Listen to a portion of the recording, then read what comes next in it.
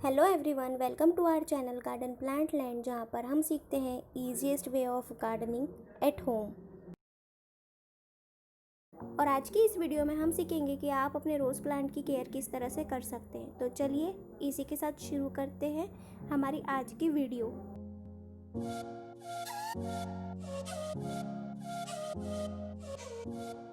हमारी आज की वीडियो 3 पार्ट्स में डिवाइडेड है।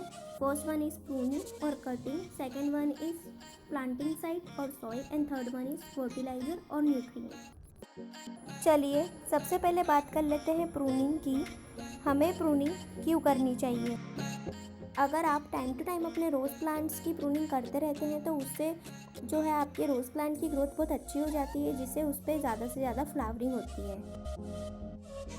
जब आप अपने प्लांट की प्रूनिंग करते हैं तो आप उसमें से जितनी भी डेड लीव्स होती हैं और जितनी भी पुरानी स्टेम्स होती हैं वो आप रिमूव कर देते हैं, जिससे कि एयर फ्लो बहुत अच्छा हो जाता है और आपके प्लांट को प्रॉपर सनलाइट मिलने लगती है। प्रॉपर सनलाइट मिलने से ये होता है कि आपके प्लांट में जो डिसीज़ होती हैं, जैसे मिली बग्स होती है या फिर जो ब्लैक डॉट्स आ जाते हैं आपके रोज़ प्लांट की लीव्स पे, वो नहीं होते हैं। तो प्रूनिंग का एक ये फ़ायदा है कि उससे आपके प्लांट्स में डिसीज़ नहीं होती हैं। चलिए अब मैं आपको बताती हूँ कि आपको किन किन चीज़ों को अपने प्लांट में से कट करना है। तो सबसे पहले है कि आप उन स्टेम को अपने प्लांट में से रिमूव कीजिए जिसमें इंसेक्ट्स का अटैक हो, और सेकेंड वन इज़ आप उन स्टेम्स को अपने प्लांट में से रिमूव कर सकते हैं जो सूख गई हैं, या फिर जो सूखी हुई पत्तियाँ हैं आप उन्हें भी अपने प्लांट में से प्रून करके निकाल सकते हैं। अगर आप भी अपने रोज़ प्लांट्स की कटिंग करने का सोच रहे हैं तो आप मानसून से पहले पहले अपने रोज़ प्लांट की कटिंग कर सकते हैं। अब हम बात करेंगे कि आपको अपने रोज़ प्लांट्स की कितनी प्रूनिंग करनी है। अगर आपका प्लांट बिल्कुल हेल्दी है और उसमें किसी भी तरह का फंगस या फिर मिलीबग नहीं है तो आप अपने प्लांट को टाइम टू टाइम ऊपर से थोड़ा थोड़ा कट कर सकते हैं, जिससे कि उसकी ग्रोथ और इंक्रीज़ होती रहेगी। अगर आप चाहते हैं कि आपके रोज़ प्लांट में ज़्यादा से ज़्यादा फ्लावरिंग हो और बड़े साइज़ के फ्लावर्स खिलें, तो आप जितनी ज़्यादा प्रूनिंग करेंगे उसमें उतनी ही ज़्यादा फ्लावरिंग होगी और फ्लावर का साइज़ भी धीरे धीरे इंक्रीज़ होता रहेगा। अगर आप टाइम टू टाइम अपने रोज़ प्लांट की प्रूनिंग नहीं करते हैं तो कुछ समय बाद उसकी जो ग्रोथ है वो रुक जाएगी और उसमें अच्छे से फ्लावरिंग नहीं होगी। तो इसलिए अगर आप चाहते हैं कि आपका रोज़ प्लांट अच्छे से ग्रो हो और उसमें ज़्यादा से ज़्यादा बर्ड्स आए, तो आप टाइम टू टाइम उसकी प्रूनिंग ज़रूर कीजिए।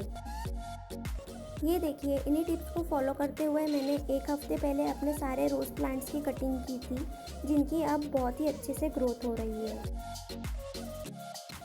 अब हम बात कर लेते हैं प्लांटिंग साइट और सॉइल के बारे में।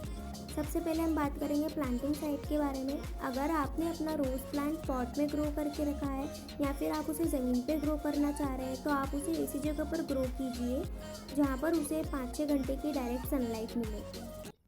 अब हम बात कर लेते हैं कि आपको रोज़ प्लांट ग्रो करने के लिए किस तरह की सॉइल का इस्तेमाल करना है। इस प्लांट को ग्रो करने के लिए आप हमेशा वेल ड्रेन सॉइल का ही इस्तेमाल करें। अगर आप क्लेई सॉइल का इस्तेमाल कर रहे हैं तो आप उसमें 25% रिवर सैंड और 25% काउडंग कंपोस्ट मिला के अपना पॉटिंग बना सकते हैं।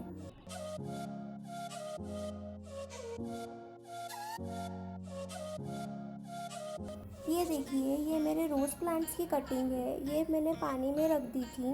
पानी में रखे रखे इनमें बहुत सारी बर्ड्स आना शुरू हो गई हैं। इसी तरह आप भी रोज़ को ईजिली कटिंग से अपने गार्डन के लिए ग्रो कर सकते हैं।